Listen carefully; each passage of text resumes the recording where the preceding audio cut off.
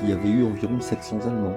Oui, entre 750 et 780. D'accord. Ils étaient logés où alors eux? Un peu partout. à la Citadelle, Ok. autrement chez le Pupan. Hein. D'accord, ok. Et puis à la mairie, à côté de la mairie, il y en avait aux affaires maritimes. Il y a un blocos dessous d'ailleurs. Il y a un abri. Ils n'ont pas fait beaucoup de blocos. C'est des abris qu'ils ont fait. D'accord, ok. Ils ont fait que 2 Tobruk. Tobruk, c'est un genre de puits. Ouais. Le gars est dedans, debout. Il met une MG42, une mitrailleuse, et il peut. Et il y a souvent un souterrain. D'accord. Qui relie une chambre ou un blocos. Ok. C'était pas le cas. L'Île-Dieu, ça reliait la chambre. Mais l'Île-Dieu était un peu abandonné. Ah oui. D'accord, ok. C'est vrai ce que vous dites là.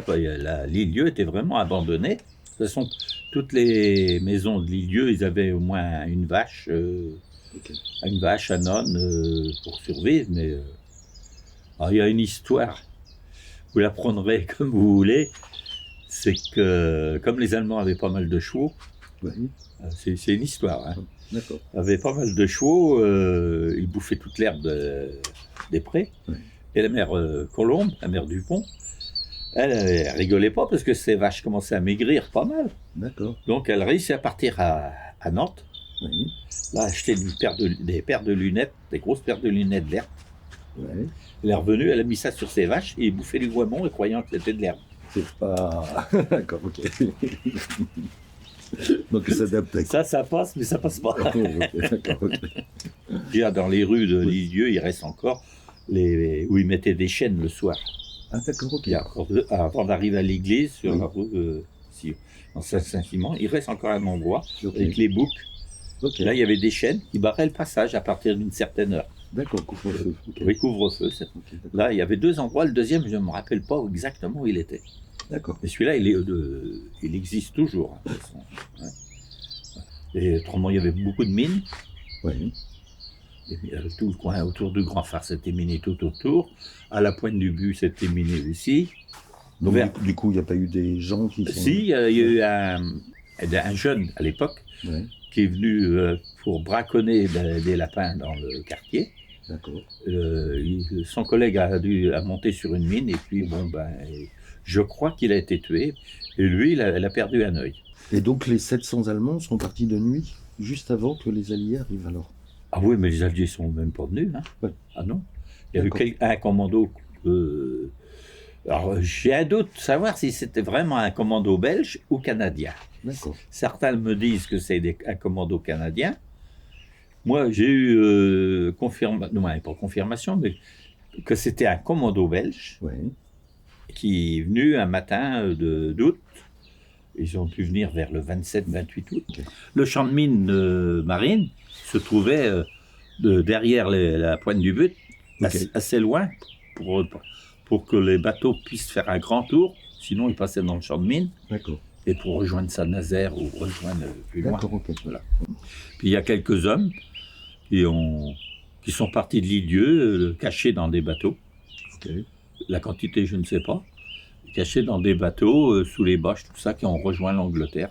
D'accord, ok. Donc un oncle à Janine, qui a fait partie du bataillon Keffer. Ah oui. Que j'ai retrouvé dans mes livres, mais pour l'instant, je n'arrive pas à savoir où est-ce que c'est. Ça, c'est Kansas, c'était donc dans le Goulet de Fromentine. Oui. J'ai connu le monsieur qui a appelé les Canadiens. Ah oui, d'accord, ok. Et ça, c'est à l'hôtel. À l'époque, c'était l'hôtel le Clipper, je crois. Oui. Et c'était Père Chipers. D'accord. Ah, lui, il n'aimait pas le Ricard, mais il buvait beaucoup de pastis. D'accord, ok. Il buvait facilement sa bouteille de pastis le matin et la deuxième l'après-midi. D'accord, ok. Il ne bougeait pas de son bar. Il restait assis, et il m'a dit, je vais te faire voir. Car il y a un souterrain. Oui. Avec ma femme, on a été le voir il n'y a pas longtemps. Oui. Il y a un souterrain sous l'hôtel. Ok, d'accord. Donc, il m'a fait voir ça. Il y avait tous les cartes, les casiers en bois. Il y avait des bouteilles, voilà. Et puis, il ôte un casier, il me dit, toi, là, mon poste radio était là. D'accord, et là, du coup, il a contacté les Canadiens. Il a appelé, en Cornouailles, il a appelé les Canadiens pour le dire. Il y a un baroudeur, ou je ne sais plus comment il appelle ça, qui est passé pour confirmer. Ouais. Et puis, vers 4 heures de l'après-midi, la première vague est arrivée. Puis c'était la Dagadag. Mais il y avait quand même 2 gros bateaux destroyés. C'était l'Iroquois, puis le Mauritius, et le troisième, je ne me rappelle jamais du nom. Et une nuit, le convoi est passé devant le grand phare. Oui. Et les Allemands eux-mêmes qui étaient au grand phare ont tiré sur le premier bateau. Le but est tombé en plein sur la passerelle, tuer le pacha, du moins le commandant.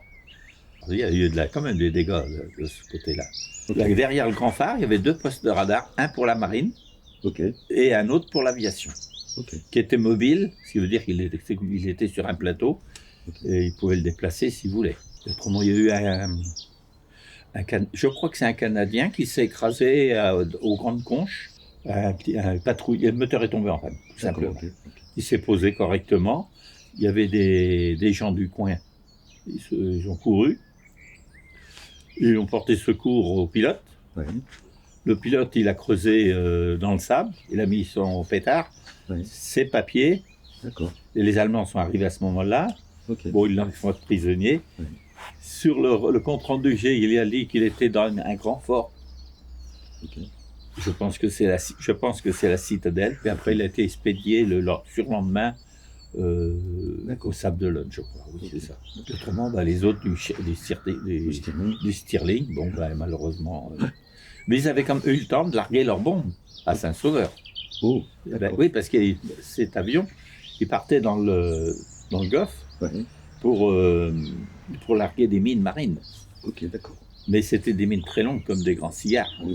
Donc, quand ils sont arrivés derrière l'église, derrière le cimetière de Saint-Sauveur, ils ont largué les 3 ou 4 mines bombes. Et ils ont passé à côté de la chapelle de la Meule. Là, ils ont perdu un moteur qui est tombé à côté entre Tête Jaune et puis la côte. Hein? D'abord, il a été déplacé depuis. Et suite à ça, ils pensaient se poser là-bas. Je ne sais plus comment ça s'appelle ce coin. La Perche, je crois. Hein? Ils étaient trop bas. Là, ils ont tous été déchiquetés et tués. Le père Mitou, le lendemain matin, il était gamin. Il était à la pêche, et puis au moment qu'il a pêché, il a vu une main qui a passé. D'accord. Sa pêche était terminée. Elle n'a pas été plus loin.